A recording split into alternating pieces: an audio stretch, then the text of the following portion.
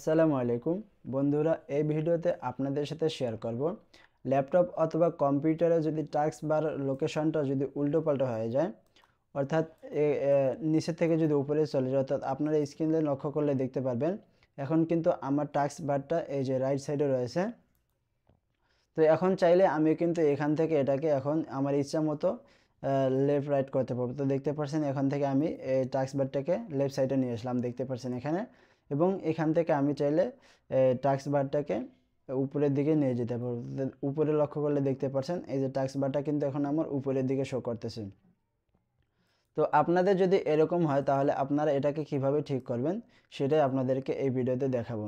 তো এটা ঠিক করার জন্য আপনারা প্রথমে এখান থেকে আপনার মাউসের যে রাইট বাটনটা রয়েছে, দেন রাইট বাটনে ক্লিক করবেন। রাইট বাটনে ক্লিক করার পর এখানে লক্ষ্য করলে দেখতে পারবেন পার্সোনালাইজ এই যে লেখাটা রয়েছে, দেন পার্সোনালাইজ লেখাটাতে আপনাকে ক্লিক করতে হবে। তারপর ক্লিক করার পর আপনার সামনে এরকম চলে আসবে। তো দেন এখানে অনেকগুলো লেখা আছে, দেখতে পাচ্ছেন background colour, lock screen, theme, fonts, start এবং নিচে সবার নিচে দেখতে পারবেন এখানে টাস্ক বার এই যে অপশানটা রয়েছে। দেন এই টাস্ক বার অপশানে আপনাকে যেতে হবে। তো দেন এখানে ক্লিক করবেন। তারপর এখানে লক্ষ্য করলে দেখতে পারবেন এভাবে অনেকগুলো অপশান শো করবে। তো দেন এখান থেকে আপনাকে মাউসটাকে স্ক্রল করে নিচে আসতে হবে।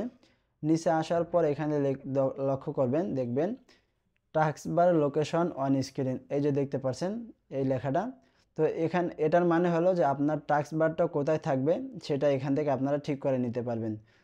তো এখান থেকে আপনারা এটাকে মুভ করাতে পারবেন।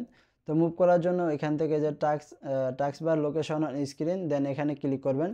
ক্লিক করার পর এখান থেকে আপনি যদি রাইটে ক্লিক করেন তাহলে দেখতে পারবেন টাস্ক বারটা রাইট সাইডে চলে গিয়েছে। এবং যদি এখান থেকে আপনারা বটমে ক্লিক করেন তো দেখতে পাচ্ছেন টাস্ক বারটা কিন্তু একবারে নিচে চলে আসছে, অর্থাৎ পূর্বের অবস্থায় ফিরে আসছে। তো দেন এখান থেকে আপনারা আপনাদের মন মতো করে এটাকে কাস্টমাইজ করে নেবেন। তো আশা করি আপনারা বিষয়টা বুঝতে পেরেছেন। এরপরও যদি আপনার বুঝতে কোথাও অসুবিধা হয় তাহলে অবশ্যই আপনার মূল্যবান কমেন্ট করতে ভুলবেন না। ভিডিওটা এ পর্যন্ত। আল্লাহ হাফেজ।